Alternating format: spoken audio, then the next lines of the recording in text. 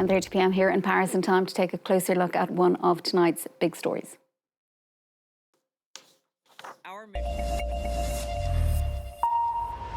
This is apropos. Well, US Vice President JD Vance has been visiting the Mexico border along with the Defense Secretary and Director of National Intelligence to highlight the tougher immigration policies the White House says have led to dramatically fewer arrests for illegal crossings since Donald Trump began his second term in office.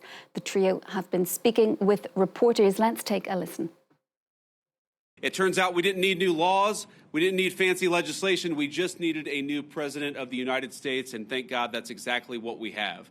And I will say that the most heartening message that I take away from my visit here at the Texas border is the number of Border Patrol agents who have come up to me and said thank you, or said because of this, we've cut the number of border crossings from 1,500 a day to 30 a day.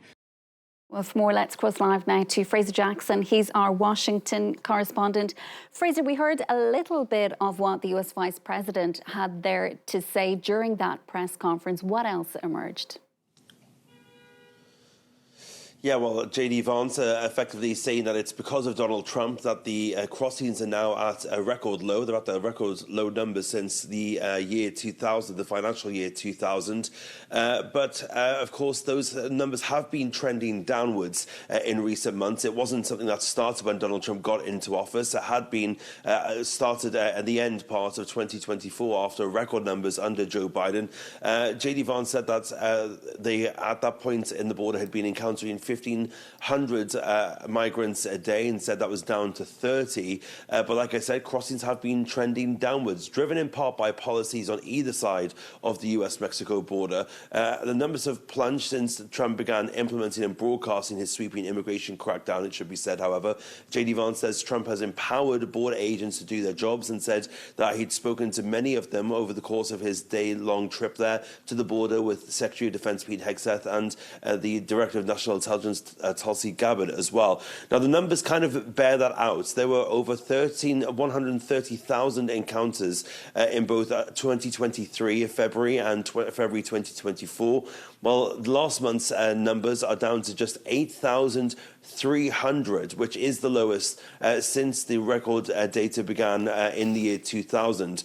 Illegal border crossings spiked at the end of 2023, but started to slow downwards in 2024 after, like I said, after the Biden administration implemented new restrictions that Joe Biden put in place, and also because of Mexican officials who ramped up the enforcement of those new laws as well, which experts believe played a key role in the lower numbers that we're seeing now.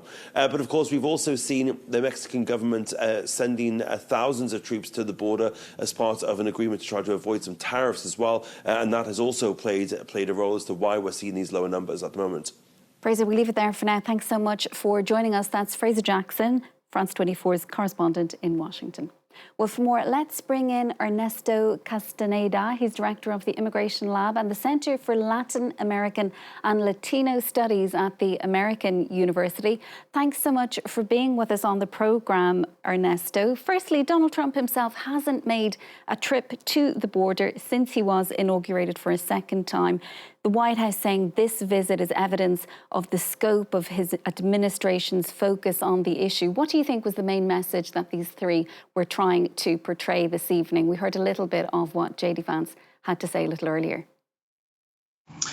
That's right. If it was Biden, he would be criticized for not going to the border himself. But he spoke about this yesterday at the meeting with the joint Congress. And instead, we have Vice President here, headset from the Minister of Defense and Gabbard from Intelligence. And they are going there to celebrate. They are going there to support the chant victory and to claim wrongly that the lower numbers at the border are thanks to President Trump. But as Fraser was saying, indeed, these numbers have been going down since 2024 because of some changes to asylum processes that the Biden administration put into place, and also because Mexico has been sending people back to the southern part of Mexico for them to wait there for an appointment with what used to be the application, the app CBP-1, or also Mexico deporting an important number of people to the countries of origin. So this is where the trends are going, and if somebody should be giving credit for this, should be Biden, not Trump. And Donald Trump, though, he did, it was one of the things that he really focused on when he came back into office, cracking down on immigration. Are any of the proposals that he has initiated since retaking office, are they actually having consequences yet on the ground? No, there was a bottleneck that happened during the pandemic where the border was crossed de facto, or technically, because of public health reasons. Since then, I had been saying that there will be an increase in border crossings between ports of entry or undocumented, and that they will eventually stabilize. And I think we're in that time when numbers have stabilized and people are setting in place.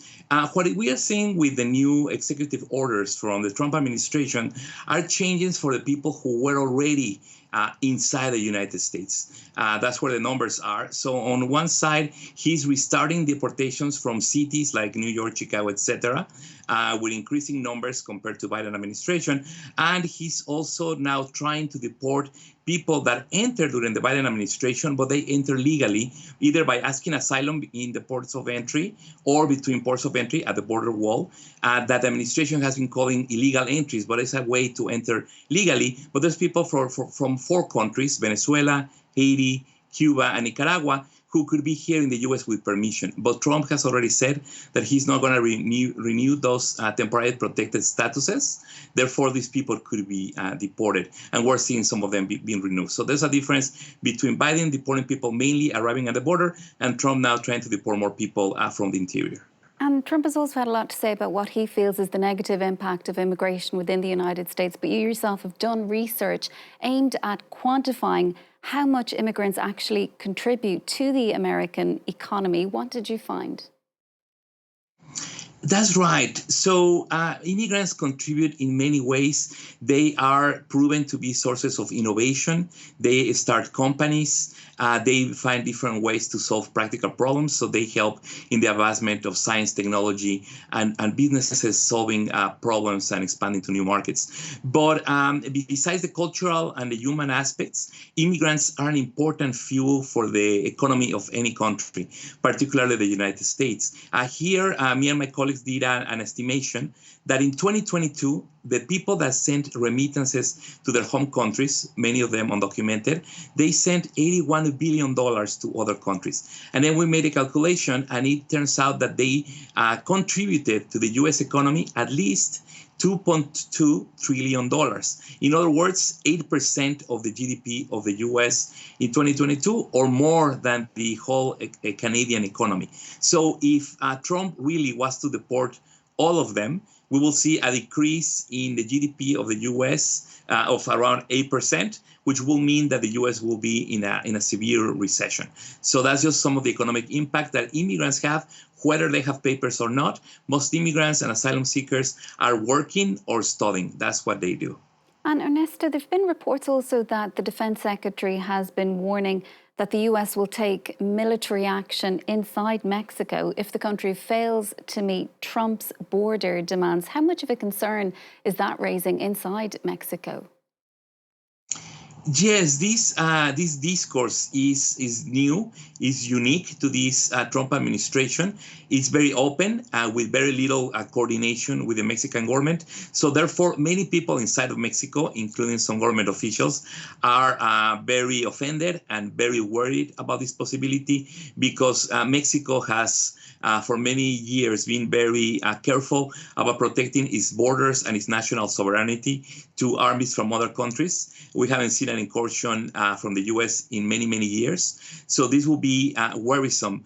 But what we saw today in one of the declarations from JD Vance at the border today, he said that the purpose of nominating or calling organized crime, cartels in Mexico, and gangs was, he basically said it, an excuse so that they could use the military to protect the border and to defend it. And now, yesterday, Trump said something very delicate in his state to Congress, his address to Congress, that the Mexican government has been helping organized crime. So therefore, Trump is creating this legal structure where an intervention like that in Mexico will be part of the U.S. defending its national security and its interests, and that is something justifiable in the eyes of the United States, but this wouldn't be something that Mexico would take lightly, and the international community will be very shocked if really troops or drones were sent to attack inside the Mexican territory. And is there any evidence at all of collusion between the Mexican government and drug cartels, as Trump suggests?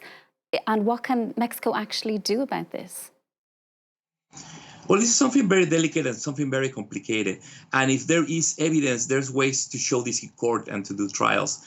So in a way that Mexico has been cooperating already with the U.S. government is through extraditions or expulsion. Just a few days ago, 29 very looked after cartel members that were imprisoned in Mexico were sent to the United States for trial there. We have also Chapo Guzman, this famous drug lord, who is in New York following criminal proceedings. So Mexico has been cooperating with the U.S. on that. Mexico could go back to allowing DEA agents, the drug trafficking agency in the U.S., to operate and collaborate with the Mexican agencies in Mexico. The Mexican government has been utilizing the military to fight the war on drugs in Mexico with mixed results. And there can be evidence found about collusion between local officials and some cartels. But to say that all of Mexico is corrupted and that all of Mexican politicians are in collusion with the drug traffickers, it's a big statement that has not been proven and is unlikely true, because there's many areas of the country that are still very peaceful, very productive, and that don't have this problem. But there's areas when there is an issue, and international cooperation would be welcome, but not a military intervention. Ernesto, we'll have to leave it there for now. Thanks so much for being with us this evening. That's Ernesto Castañeda, Director of the Immigration Lab and the Center for Latin American and Latino Studies at the American University. Thanks so much. Well, that's it from us for now. Do stay with us, though. We'll be back shortly with more world news.